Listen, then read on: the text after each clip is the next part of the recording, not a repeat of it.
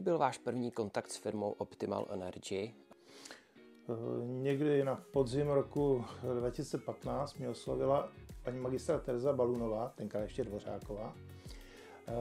Paradoxně v té době jsem fungoval pro úplně jinou firmu a dělal jsem si naději, že bych ji přetáhl do našeho biznisu. No nakonec to bylo obráceně a já jsem jí za to vděčný.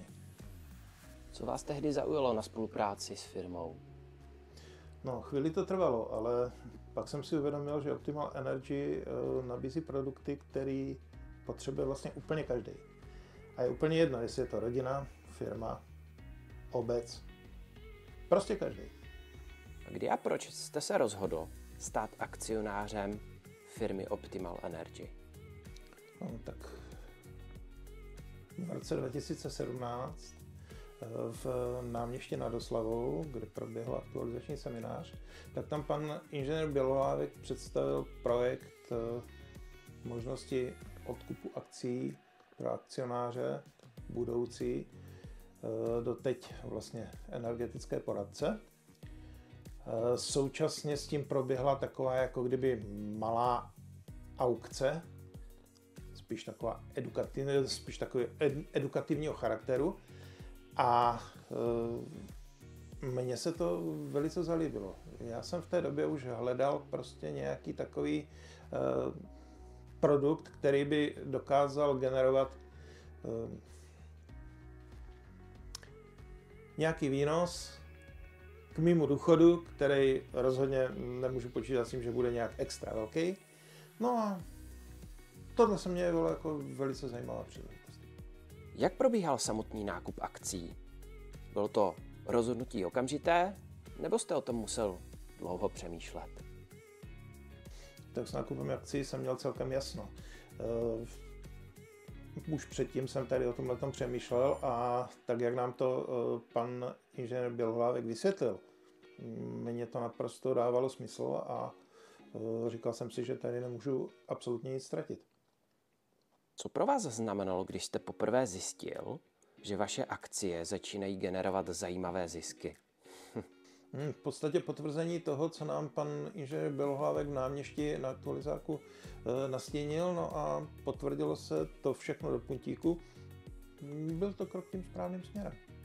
Co podle vás dělá z firmy Optimal Energy firmu, do které stojí za to investovat? No, v první řadě jsou to vize a jasné představy vrcholového managementu. Je to daný tím, že jsme poradenská firma a tím pádem nejsme fixováni na jeden produkt, což se vymstilo spoustě firm, které v podobné branži nebo ve stejné branži, jako jsme my, podnikali. Vys pád Bohemia Energy a to, co následovalo potom, tak to byl docela masakr.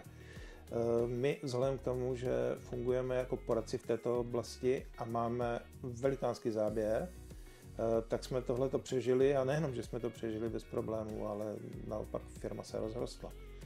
Je tam spousta věcí, od kterých se můžeme odrazit a těch příležitostí, které nabízíme našim klientům, je celá řada. Jak vidíte budoucnost společnosti a proč věříte, že hodnota akcí může stále růst?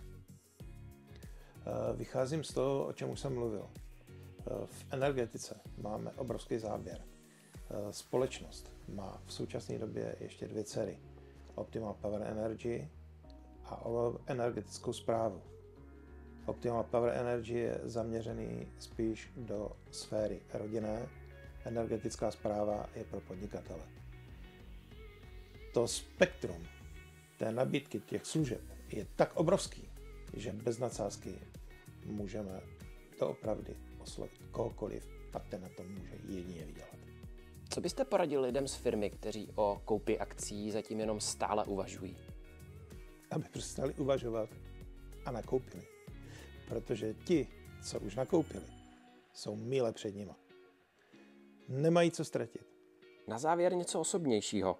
Čemu se dnes věnujete po práci? Co vás naplňuje, když zrovna neřešíte investice? No, co mě naplňuje? V první řadě rodina. Mám 16letou dceru, která po prázdninách nastoupí na střední školu do Rejhradu Shodou okolností je to stejná škola, kterou jsem před 50 lety začal navštěvovat já. Moc se těším, až s tím budu pomáhat. Trochu mě to dojímá, přiznám se. No jinak mám koníčky, spíš koně. Jsem vinař, víno dělám, jsem degustátor, chodím bodovat vína na výstavy. Někdy to koliduje s aktualizačními semináři, ale to se nedá nic dělat, ty mají přednost. No, taky jsem soutěžní kuřák dýmky, konec konců to je tady za mnou vidět, jsem sběratel.